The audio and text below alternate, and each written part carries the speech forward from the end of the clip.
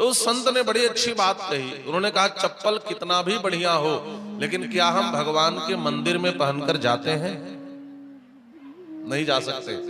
तो अपने रसोई को अन्नपूर्णा का मंदिर समझो।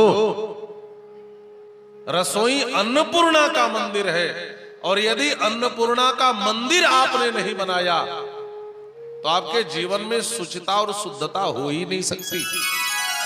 रसोई यज्ञशाला है, जहां एक गृहिणी यज्ञ करती है। ध्यान से सुनना, जो चूल्हा है, जो आग जल रही है, यह अग्निकुंड है, और जो अन्न है, जो आटा चावल है, यह सब साकल्य है,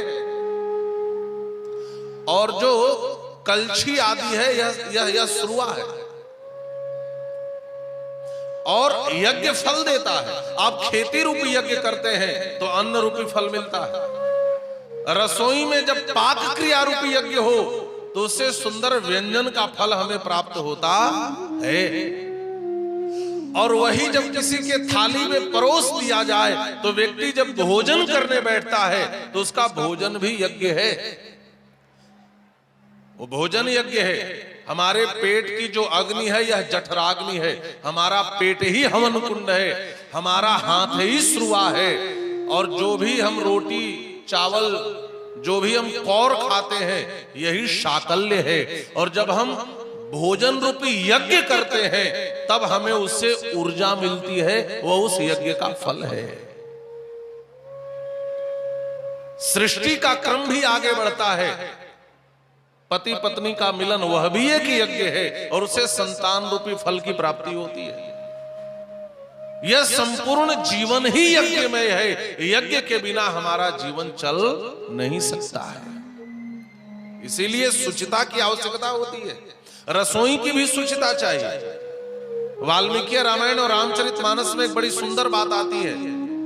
एक दार्शनिक ने लिखा है, कोई बता दे आप भोजन क्या करते हैं, कोई बता दे आप वस्त्र कैसा पहनते हैं, और कोई बता दे आपके मित्र कैसे हैं। तो उस दार्शनिक ने लिखा, मैं बता सकता हूं वह व्यक्ति कैसा है। आप ये मत समझना कि आहार हम केवल मुंह से ही ग्रहण करते हैं। हम अपने प्रत्येक इंद्रियों से आहार ग्रहण करते हैं, और मुंह की अपेक्षा और इंद्रियों से लिया गया आहार हमारे जीवन को ज्यादा प्रभावित करता है। और हमारे शास्त्र कहते हैं दो इंद्रियां ज्यादा महत्वपूर्ण है, कर्णेंद्रिय और चक्षुरेंद्रिय, आंख और कान। इन दो चीजों से लिया गया आहार ज्यादा महत्वपूर्ण है।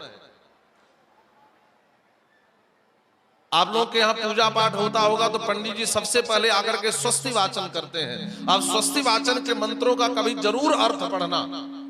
यदि आप सच्चे सनातन धर्मी और भारतीय हैं तो स्वस्ति वाचन जो वेद मंत्र है इसका अर्थ जरूर पढ़ना चाहिए। इसको स्वस्तयन कहते हैं। अयन माने घर, स्वस्ति माने कल्याण। स्वस्तयन माने कल्याण का घर, और जिसके यहाँ स्वस्तयन का पाठ हो जाए उसके यहाँ निश्चित कल्याण होता है। तो इस कल्याणकारी वेद मंत्रों में मैं दो वाक्य आपके समक्ष रखता हूं। भद्रं कर्णेभिः शृणुयाम भद्रं पश्येमाक्षभिर्जत्राः। पढ़ते हैं ना, हम अपने कानों से कल्याणकारी वचन सुने और हम अपने आंखों से कल्याणकारी दृश्य देखें। भद्रं कर्णेभिः शृणुयाम। अब इसके दोनों अर्थ हैं। हम कानों से भद्र माने कल्याणकारी वचन सुने, और दूसरा अर्थ है हम अपने कानों से राम भद्र का चरित्र सुने। यह भी अर्थ हो सकता है। तो आंखों से लिया गया आहार और कानों से लिया गया आहार जीवन को प्रभावित करता है, और मुंह से लिया गया आहार भी। आपने कथा सुनी होगी, जब भैया भरत राम जी को मनाने जंगल में अक्षौणी सेना लेकर जा रहे थे तो निषाद राज गुह के मन में शंका हो गई, अक्षौणी सेना लेकर हमारे राघव प्रभु को मारने जाते होंगे। तो निषाद राज ने अपने सैनिकों को तैयार किया। समर मरण पुनिसुर सरितीरा, राम काज छनु भंग शरीरा। हमारे जीते जी भरत सेना के साथ उस पार न उतर सके। अरे वीरों, आज हमारी वीरता की परीक्षा है। हमारे राघव सरकार तक भरत पहुंचने न पाए। इतना कहते ही छींक हो गई, का युद्ध नहीं होगा। अच्छा, एक बात और है, प्रकृति संकेत करती है आभ्यंतर और बाह्य। ध्यान से सुनेंगे। आज का मौसम विज्ञान फेल हो जाता है। मौसम विज्ञानी कहते वर्षा होगी तो नहीं भी होती, हो भी सकती है, लेकिन हमारे पुराने बुजुर्ग कहते थे आज वर्षा होगी तो हो जाती थी। वो बिना घड़ी के आधी रात उठे और चंद्रमा और तारे को देखकर बता देते कि घड़ी में कितने बज रहे होंगे। तो एक बुजुर्ग ने कहा युद्ध नहीं होगा।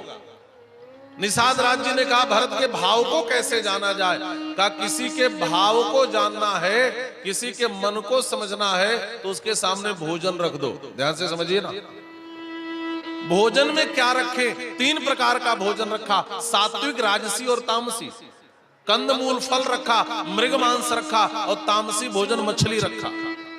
यदि कंदमूल फल ग्रहण करेंगे तो वृत्ति सात्विक है, यदि राजसी ग्रहण करेंगे मृग मांस तो राजसी है, और मछलियां ग्रहण कर लेंगे भोजन में भरत तो समझ लेना राम जी को मारने जा रहे हैं। इसका मतलब क्या है? आहार हमारे जीवन को प्रभावित करता है और आहार का निर्माण हमारे रसोई में होता है। ध्यान से समझेंगे, यदि रसोई की शुद्धि नहीं होगी तो आहार की शुद्धि नहीं होगी।